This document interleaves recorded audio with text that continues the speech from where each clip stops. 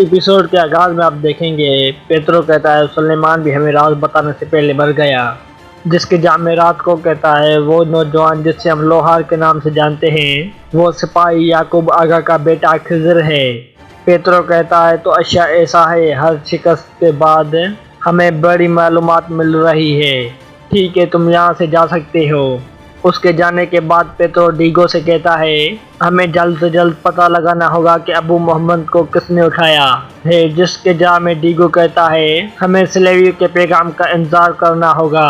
Pietro कहता है मुझे सबसे ज्यादा ये बात सता रही है कि हमारे सामने कौन आ रहा है जो हमारी शिकस्त का बायस बन रहा है, और ना ही उनके पीछे मौजूदा ताकत का अंदाजा है। अगर हमने उनसे जल्द से जल्द हिसाब नहीं लिया तो हम बहरिए रूम में गर्क हो जाएंगे। यहाँ शाहीन जाफर से कहता है हम जबरदस्त वार कर चुके हैं, मगर उरूज के खौफ से तुम्हारे तो हौसले खत्म हो रहे हैं। अपने आप को कैदियों से छुपाते फिर रहे हो। जाफर कहता है मैं एहतियात कर रहा हूँ क्योंकि मैं आपकी तरह ताकतवर आदमी नहीं हूँ। अबू मोहम्मद के पीछे बहुत से लोग लगे हुए हैं। अगर हम फिदिया लेकर भावताल शुरू करें तो बहुत सारा माल हासिल कर सकते हैं और हदफ बनने से भी बच जाएंगे। फिर आप जहाज में बैठकर इस्कंदरिया से कहीं दूर चले जाइएगा जब तक कि ये मामला ठंडा ना हो। जिसके जामे शाहीन कहता है ना ही मैं इस्कंदरिया से जाऊंगा और ना ही मैं अबू मोहम्मद का भावताल करूंगा, बल्कि मैं इंतजार करूंगा। यहाँ हुरुजो वाले खाना खा रहे होते हैं। हुरुजो खाना खा रहा होता है लेकिन वो दोनों खाना नहीं खा रहे होते। हुरुजो कहता है डर की वजह से भूख नहीं लगती, ये मैं जानता हूँ, मगर तुम लोग फिक्र नहीं करो, बाबा उरूज हमें बचा लेंगे। उसी दौरान सिपाही आकर उन्हें दोबारा बांध देते हैं, लेकिन अबू मोहम्मद ने उस खाने से कुछ खाना अपनी मुट्ठी में उठा लिया और फिर वो खाना उस रस्सी में लगा देता है। इसके बाद वो अपनी जेब की तरफ देखता है जिसमें एक चूहा होता है। यहाँ खिजर इसाक से कहता है मुझे समझ में नहीं आ रहा आगा, आप इस्कंदरिया जाने के लिए इतने बेचैन क्यों हैं? उरूज आगा की वजह से आप सालों तक वहाँ नहीं गए, लेकिन अब क्या हो गया? इसाक कहता है तुम्हारी बात का क्या मतलब है? खिजर कहता है आप इंतकाम के लिए जा रहे हैं। मैं अच्छी तरह जानता हूँ कि आपके दिमाग में क्या चल रहा है। आप जानते हैं कि यूर्गो अपनी बेटी देशबिना के पास गया है क्योंकि दुनिया में उसके सिवा उसका कोई नहीं है।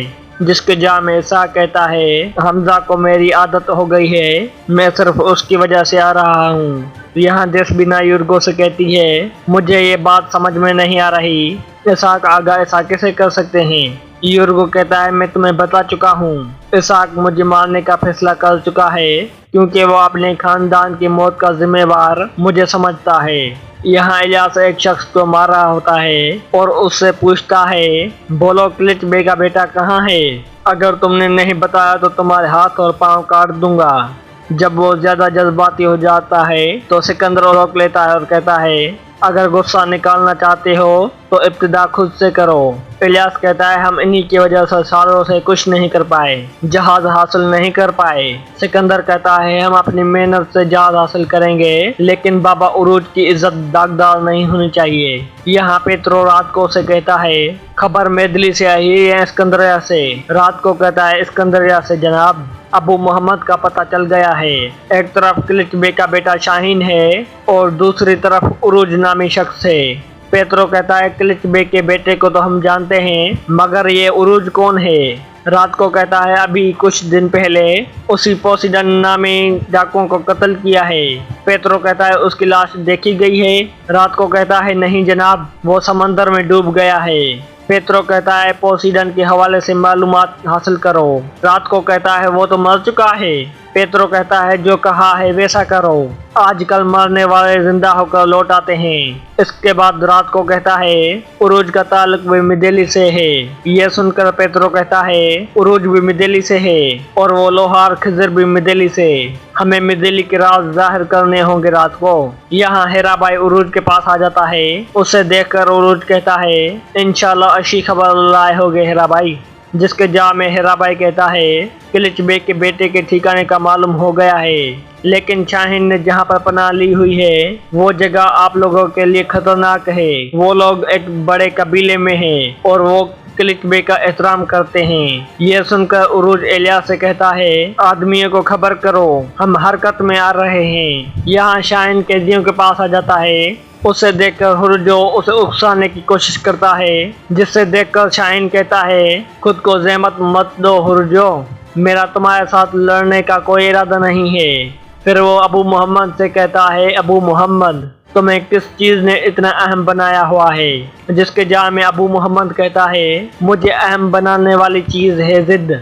शाहीन कहता है, मैं पता लगा लूँगा। इसके बाद अगला दिन शुरू हो जाता है। योर्गो देस्पिना के घर से जा रहा होता है और उससे कहता है, होशियार रहना बेटी, ये लोग हमेशा से कातिल रहे हैं। वहीं खड़ी आसिया ये सब कुछ देख रही होती है। यहाँ उरूज अपने सिपाहियों के साथ उस कबीले में पहुंच जाता है। उसे देखकर शाहीन कहता है, बाबा उरूज, मेरी आंखें तो तुम्हारे इंतजार में लगी थी। उरूज कहता है, हम अपनी अमानत और साथी लेने आए हैं। शाहीन कहता है, चलो, अगर ले सकते हो तो ले लो। उरूज कहता है, मैं तुमसे मुकाबला करूंगा, लेकिन एक के मुकाबले में एक। जीतने वाला अबू मोहम्मद को लेकर रवाना हो जाएगा। शाहीन कहता है, मुझे पेशकश कबूल है।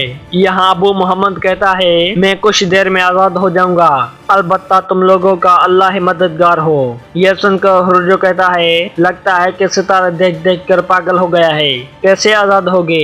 यह सुनकर अबू मोहम्मद हंसने लग जाता है।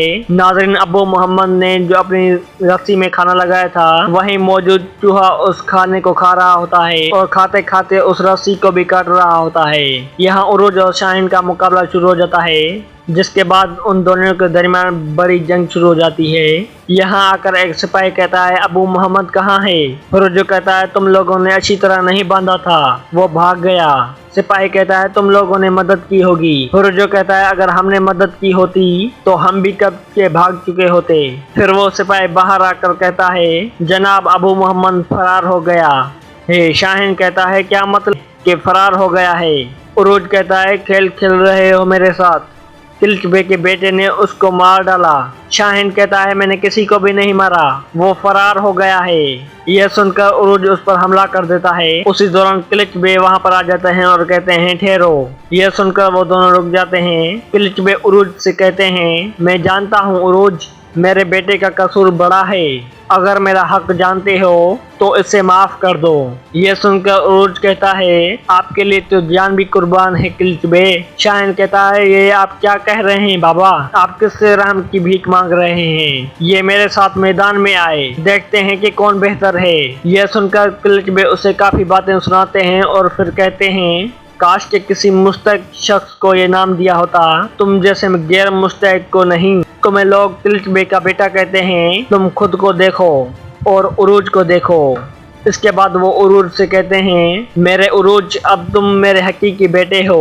फिर वो शाहीन की तरफ देखकर कहते हैं, और अब के बाद तुम किलिच के बेटे नहीं, जाओ जलील लोगों के पास और उन्हें अपना खानदान बनाओ। यह सुनकर वो बहुत शर्मसार हो रहा होता है। यहाँ खिजर वाले एक जहाज में सवार होते हैं। इसके बाद खिजर नीको से कहता है, इसाक आगा से नजरें ना हट नहीं पाए तुम्हारी।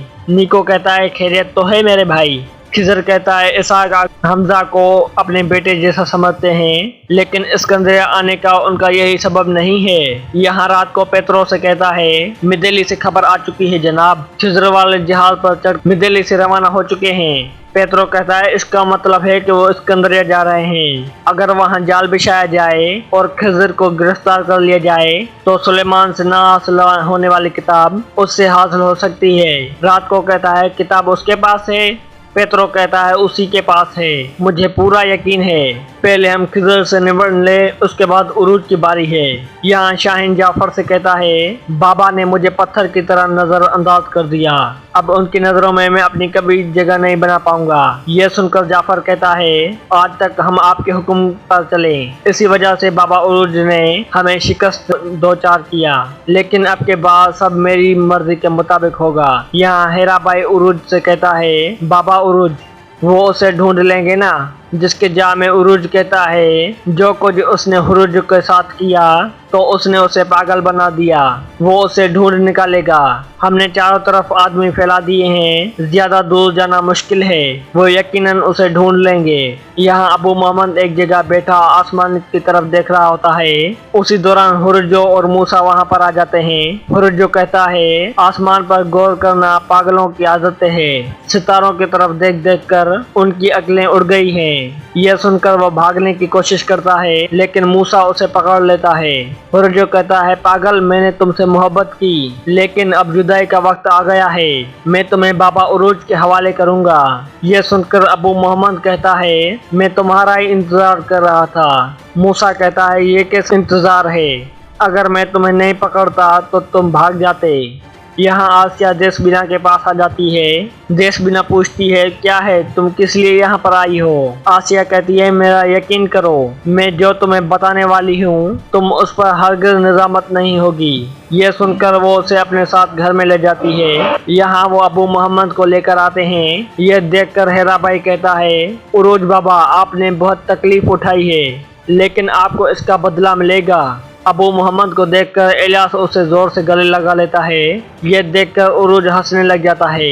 इलियास कहता है तुम लोग मुझे ऐसे क्यों देख रहे हो, जिन पैसों से हमें जहाज मिलने वाला है वो इस आदमी की मेहरबानी से है। अल्लाह ताला ने मेरी भाभी देशबिना की दुआ कबूल कर ली। यहाँ एक शख्स अपना चेहरा ढांपे एक सराय में आ जाता है। उसे देखकर वहाँ पैरे पर मामूर सिपाही कहते हैं कौन हो तुम, चोरों की तरह कैसे घुस आए। यह सुनते ही वो उन पर हमला कर देता है और कुछ ही देर में उन सबको जख्मी करके गिरा देता है। जिसके बाद वो स्लेवी के कमरे में आ जाता है। उसे देखकर स्लेवी कहता है कौन हो तुम। जब वो अपना चेहरा दिखाता है तो ये पेत्रो होता है। जिसके बाद पेत्रो उससे कहता है हाल ही में तुम्हारा सबसे भरोसामंद शख्स उरूज बन गया है, क्या ये दुरुस्त है स्लेवियू। स्लेवियू कहता है जी जनाब बिल्कुल। यह सुनते ही वो उस पर हमला कर देता है और अपने चौबक से उसका गला घोटने लगता है। जिसके बाद पेत्रो कहता है मेरे जैसे आदमी के वजूद की सिर्फ एक ही वजह है, वो है इस समंदर को मुसलमान मल्लाहों से पाक करना। तुम हमारा हदफ भूल गए हो क्या स्लेवियू। स्लेवियू कहता है मैं नहीं भूला जनाब। फिर पेत्रो कहता है फिर उरूज के पास इतना काम कहाँ से आया, ये उससे ज्यादा ताकतवर और मशहूर कर देगा। सांप का सर उसकी कम उम्र में ही कुचल देना चाहिए। जजीरा एम्ब्रोस, जजीरा बोजीजा, अबिया, जजीरा समादरक और मिदेली सुल्तान मोहम्मद ने ये हमसे छीन लिए और अब इन सरजमीनों पर परचम बुलंद हैं और आजानों की सदाएं बुलंद हो रही है। हमें ये जजीरे वापस लेने हैं स्लेवियू। इसके बाद वो उससे छोड़ देता है और इसी दौरान इजाबेल भी वहाँ पर आ जाती है। इजाबेल कहती है यहाँ पर क्या हो रहा है और ये शख्स कौन है। स्लेवियू कहता है ये ताजर है और इसका नाम अल्फोंसर है। फिर वो पेत्रो से कहता है ये मेरी बेटी इजाबेल है। यहाँ उरूज समंदर के किनारे खड़ा कुछ सोच रहा होता है और सोचने के बाद मुस्कुराने लग जाता है। नाज़रीन यहाँ पर ये एपिसोड खत्म हो जाती है।